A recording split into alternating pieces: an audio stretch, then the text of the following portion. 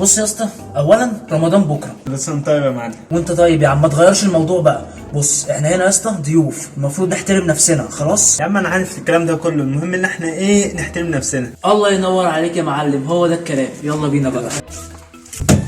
يا صالح يا صالح.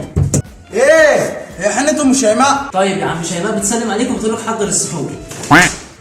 ارجع عريس فيرست.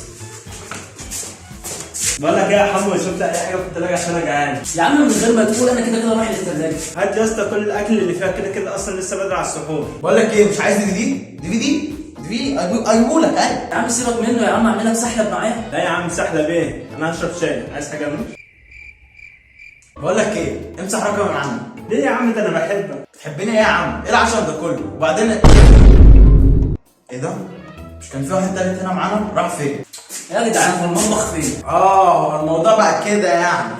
طيب بصوا بقى، التلاجة اللي في المطبخ تخصني. اي دكر دماغه توزه يروح نواحيها هقطع له وشه.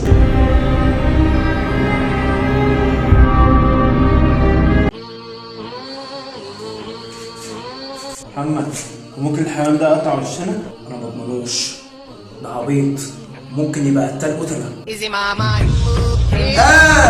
هتقعدوا محترمين ولا تونسوا مغاوري؟ هنقعد محترمين.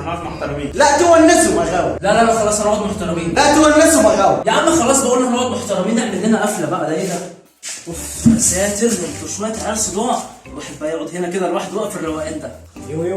يو عملت السحور يا عم الحاج، ده احنا النهارده زرنا النبي.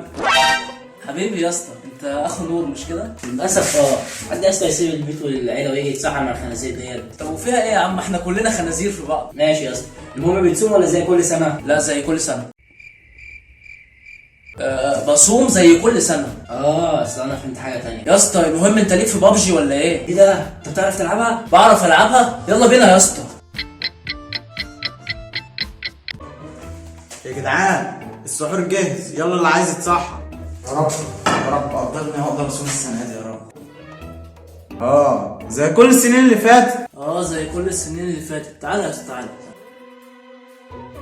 يا عم والله بصوم، بس هو مفيش غير اليوم الواحد بس ده اللي انا فطرته بتاع مضاد الحمل. فيا جدعان في ايه؟ ما انا قفشكوا قبل كده وانت فاطرين. في ذمتك انا ما قفشتكش قبل كده وانت بتشرب سجاير؟ على فكره اصلا انا كنت بعمل كده، هتيجي بتفطر. وانت يا اسطى انا مش قفشك قبل كده وانت بتاكل رنجه؟ يا عم دي رنجه، الصيام ما بيتفطرش. المهم يا جدعان اللي فات مات، يلا بقى عشان نتسحر. بصوا بقى يا جدعان، انا هعمل لكم النهارده سحور فاخر من الاخر. يعني هعمل لكم الفول، حط عليه زيت حار، زيت عادي، وحط فلفل اسمر، وحط كمون، وحط ملح، وحط خل، وحط ليمون، وحط طحينه، وهرسه، وجايب جبنه قريش، وجبنه دومتي، وجبنه هولان، وجبنه جرينلاند. بس كده بذمتكم بقى، انفع شيف ولا لا؟ يا جدعان ايه ده، هو خلص؟ الحمد لله اهو خلص اهو. مش نتسحر بقى؟ يلا يا عم بسم الله.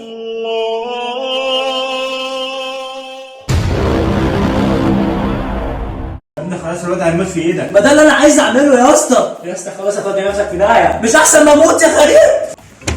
يا نهاركوا اسود، انتوا بتعملوا ايه؟